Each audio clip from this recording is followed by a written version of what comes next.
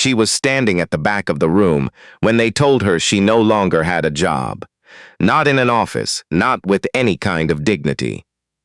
In the hallway of Northgate Community Center in Edmonton, Alberta, between a recycling bin and a bulletin board, covered in flyers for ESL classes and food bank hours. Odera Chukwu had worked there for 6 years. She found out she was fired from a woman she had never met, a regional manager from head office who flew in that morning and left before lunch. The woman handed her an envelope and said, "Your last check will be processed within 2 weeks." That was it. No reason given. Just the envelope and the sound of the woman's heels clicking back down the hallway. Odera stood there for a moment. The recycling bin was full. Someone had left a half-eaten granola bar on top of the flyers. She noticed things like that, even then. She had always been someone who noticed things. She was 31 years old, the daughter of a man who had come to Canada from Enugu, Nigeria, in 1991 with $40 and a letter of acceptance to a college in Manitoba. Her father, Emery Chukwu, had spent 30 years working jobs that broke his body slowly.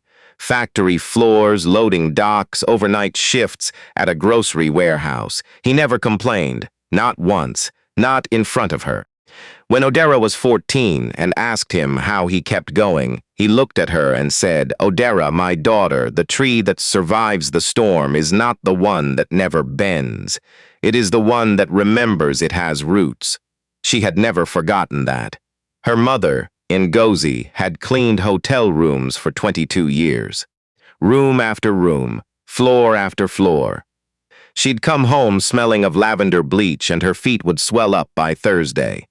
But she sent money back to her own mother in Enugu every month, without fail. And she sang while she folded laundry, and she made jollof rice every Sunday that could stop time. Odera had grown up watching both of them and learning one thing above everything else. You showed up. You showed up when it was hard and when it was easy and when nobody was watching. You showed up because that was the only kind of person worth being. That was what had gotten her the job at Northgate in the first place. The center served a neighborhood where a third of the families lived below the poverty line. Newcomers, single parents, teenagers, with nowhere safe to go after school. Odera ran the youth after-school program. She had a degree in social work from the University of Alberta, and she had turned down 2 better-paying positions to stay at Northgate because she believed in what the center was doing, or what it was supposed to be doing. But she hadn't been fired for that. She had been fired for one afternoon in February. It was a Tuesday. The kind of cold that arrives in Edmonton in February and makes the city feel like it has been sealed inside a freezer. The temperature had dropped to -32, not counting wind chill, and the walk from the bus stop to the center was 8 minutes that felt like 20. There was a boy named Tendai who came to the after-school program every day. He was 12 years old, small for his age, quiet in the way that some children are quiet because they have learned that being noticed is dangerous. His family had come from Zimbabwe 2 years earlier and were living in a subsidized apartment 3 blocks away. His mother worked evenings. His father was trying to get his credentials recognized. Tendai came to the center at 3:30 every day, and he always sat in the same chair near the window. That Tuesday, Tendai didn't come. Odera noticed at 3:45. She didn't say anything yet. Kids miss days. It happened.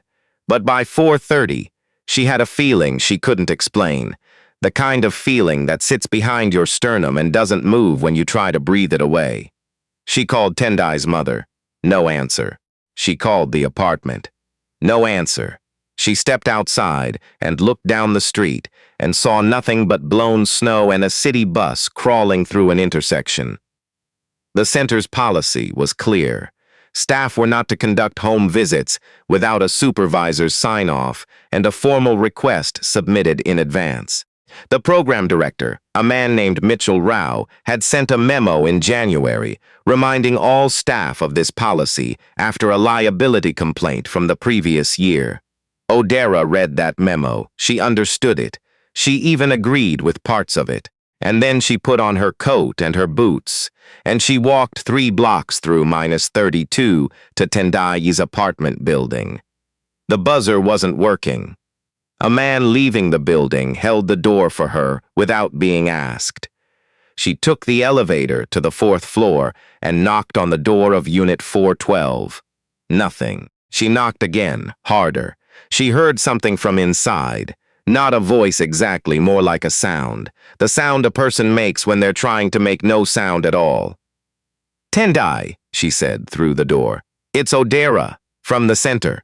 It's okay. Can you open the door?" Silence. "Tendai, you don't have to talk. You just have to open the door. That's all I need you to do." She heard the lock turn.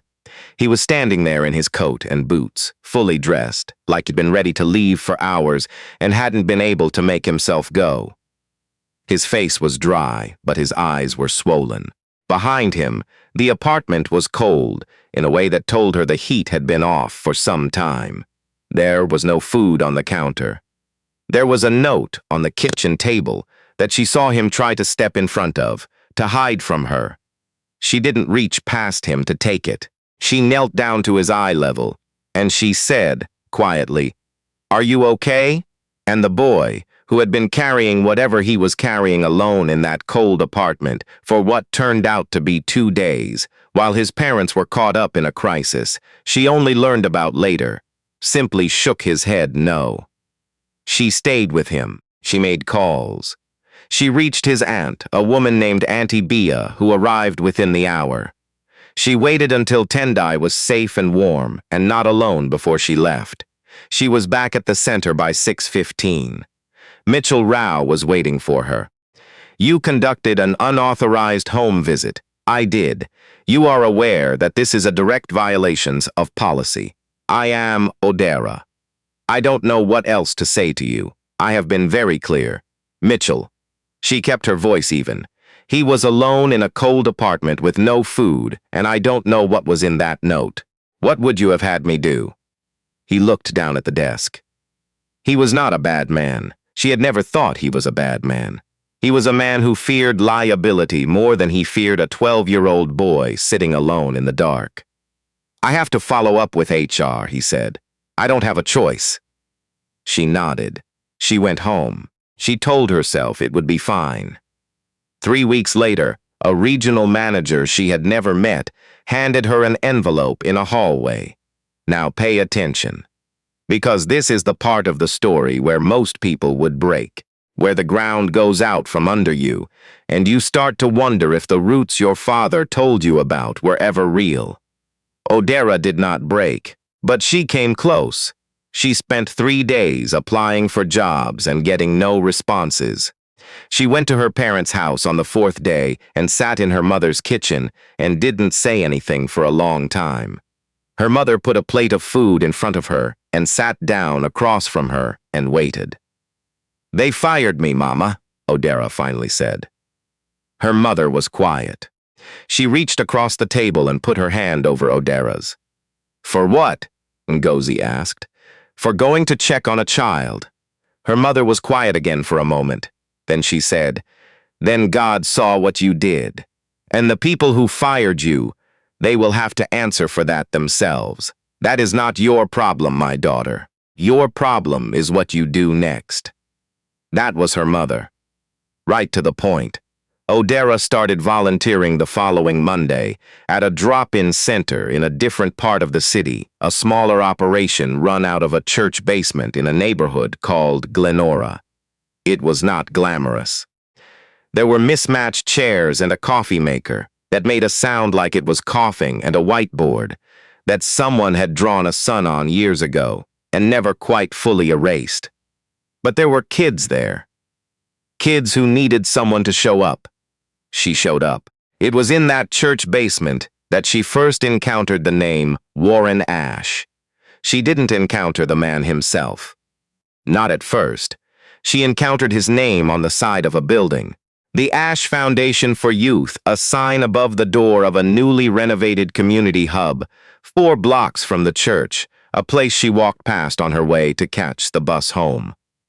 She had seen it before and never thought much about it.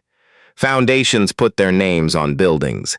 That was what foundations did. But one evening in early April, a woman named Sandra, who ran the drop-in with her, came in talking about a grant. A real grant.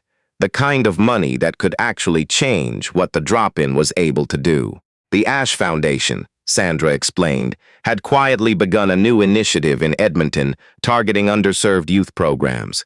They were looking for nominations, not applications. Nominations. Someone had to put your name forward. Who nominates? Odera asked. Anyone who knows the work, Sandra said. Former clients, community members, colleagues. Odera nodded and went back to what she was doing and didn't think much more about it. She was not someone who went looking for recognition. She had never been that person. But other people had been watching. She didn't know, at the time, that Tendai's aunt, Auntie Bia, the woman who had arrived at the apartment that cold February evening, worked as a coordinator at a nonprofit that had its own connection to the Ash Foundation. She didn't know that Auntie Bia had watched what Odera did that night, had watched her kneel down to eye level with a frightened child and wait with him, and had not forgotten. She didn't know that Tendai himself, now doing much better, had told his teacher at school what had happened, and that the teacher had mentioned it to a parent on the school council, and that somehow, the way these things move through communities when they are real. The story had traveled. She didn't know any of this. What she knew was that on a Thursday morning in late April, her phone rang and a man's assistant asked if she would be available for a meeting the following week with Warren Ash. She almost said no. She almost convinced herself it was a mistake, that they had the wrong person, that she wasn't the kind of person this kind of call came for. She sat with the phone in her hand for a long moment after the call ended. Then she thought about her father at a loading dock in the winter of 1993, and her mother folding sheets in a hotel room, and a boy in a cold apartment who had opened a door because someone had come to knock. She called back and said yes. Warren Ash was not what she expected. She had looked him up before the meeting, of course. The foundation's website was tasteful and understated. A few photos of programs they'd funded, a brief bio that told you he had built a real estate and infrastructure company over 3 decades, that he was originally from Accra, Ghana, that he had established the foundation 12 years ago. There was one photo of him, formal, the kind of photo that wealthy people have taken when someone tells them they need a photo. In person, he was a man in his late 60s, shorter than she'd imagined, with a face that looked like it had seen a considerable amount of weather and thought through a considerable number of problems. He did not wear his wealth in any obvious way. He shook her hand and thanked her for coming, and called her by her name correctly, on the first try, which she noticed. They sat in a boardroom on the 14th floor of a building downtown. There were 2 other people there, a woman named Claire, who was the foundation's program director, and a younger man, Ash's nephew, who took notes. "Tell me about what you do," Warren said. Not what she had done, what she did. So she told him. She told him about the church basement and the mismatched chairs and the kids who showed up there because there was nowhere else. She told him about what a drop-in center could be if it had real resources. Not a charity, not a stopgap, but a place that took young people seriously. She talked for about 12 minutes. She had not planned to talk that long. Warren asked her 2 questions. The first was, what does the neighborhood actually need that it's not getting? The second was, what would you do if money wasn't the constraint? She answered both questions honestly. which meant some of her answers were uncomfortable, including a few things that were critical of the way institutions like his typically operated. She didn't soften them. She watched him while she said them.